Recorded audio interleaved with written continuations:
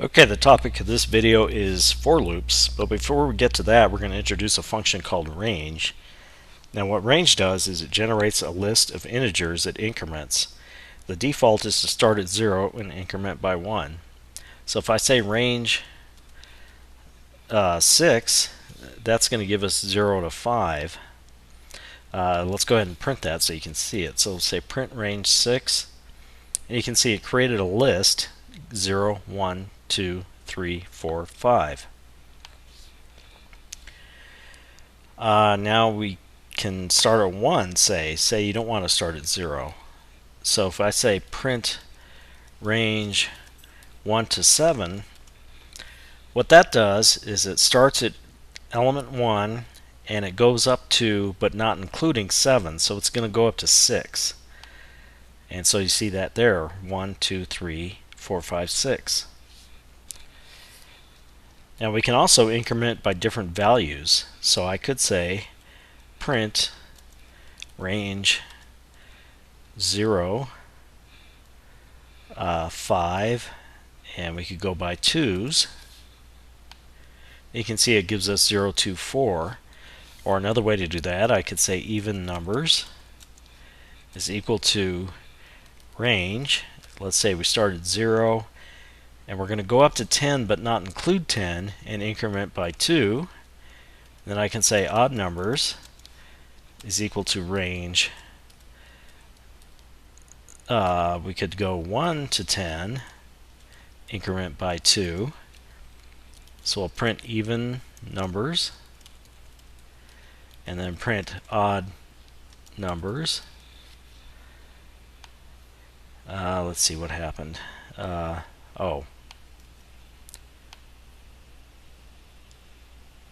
Odd numbers not found. I put that should be lowercase. Okay, so now we got the even numbers here, 0, 2, 4, 6, 8, and 1, 3, 5, 7, 9. So remember, it does not include the last value that you put when you're specifying the range. Okay, now that we know what the range does, we can use it in a for loop. So the way you set up a for loop is you say for, and then you create a variable you're going to use to index through the loop. So I'm going to just say I, and then you say in, and then you want to give it the range that you want it to loop through. So if I say in range 5, it's going to go 0, 1, 2, 3, 4. And to specify the code to execute in the loop, you put a colon, and then it'll indent the next line of code. So any indented line of code from here on out will be executed in the for loop. So I can say print I. And so you can see it printed 0, 1, 2, 3, 4. And I can come down here and I can say print hello. And you can see it printed 0 hello, 1 hello, 2 hello, 3 hello, 4 hello. Well, let's say I change the indentation of that line to be equal to the indentation where the for loop begins. You can see when I do that, it only prints hello once because it's not inside the loop anymore. And so if I go down here and say print in the loop, so you can see the difference. So in this line here, since it's indented, is included in the loop, whereas the other one, which is not indented, is not included. But of course we could include it by indenting it, and now it prints both text strings each time through the loop. Okay, so that's how to basically set up a for loop. But let's make a little more interesting loop. I'm going to create a variable called sum and set it equal to 0. And now let's say that we want to sum up the numbers 1 to 100. So the way we do that is we say for, and then we'll create a loop index, I'll call it j, in range, starting at 1, and we want to go up to 100, so I'm going to put 101, and then put our colon, and then we'll say sum equals sum plus j. and then we'll go over here and we'll print out the total. We'll say print total is sum, and we'll double check the loop index to make sure it went up to 100.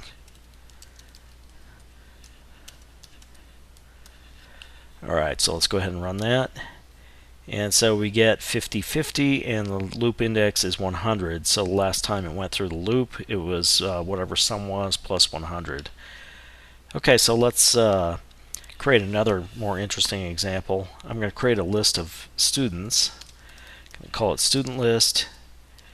And so we'll just make up some names. John, Sally, George,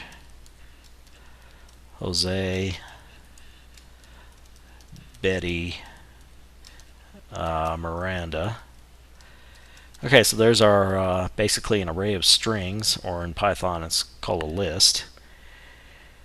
So we could count up the number of elements in the list and then go ahead and do our for loop, but instead let's go ahead and get it automatically. So I'm going to say num students, creating a new variable which is going to contain the number of elements in the student list, and you do that by using the length function, len, and we'll just pass the list that we want. And so let's go ahead and print that out. So I'm going to say print num students,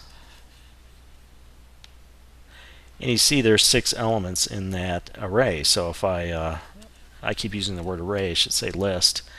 Let's add a couple more. So I'll say Susan and Jorge, and run it again. So now you see there's 8 elements. Okay, so now we've got the number of elements in the list. So we can say for I in range, and to go from 0 to the number of elements, because you go 0 number of elements minus 1, we just put num students in there for our range, and then put a colon, and we'll go ahead and do something in here. We'll just print out the names. So let's say print student list index I, and go ahead and run that. And you can see we've got John, Sally, George, Jose, Betty, Miranda, Susan, and Jorge.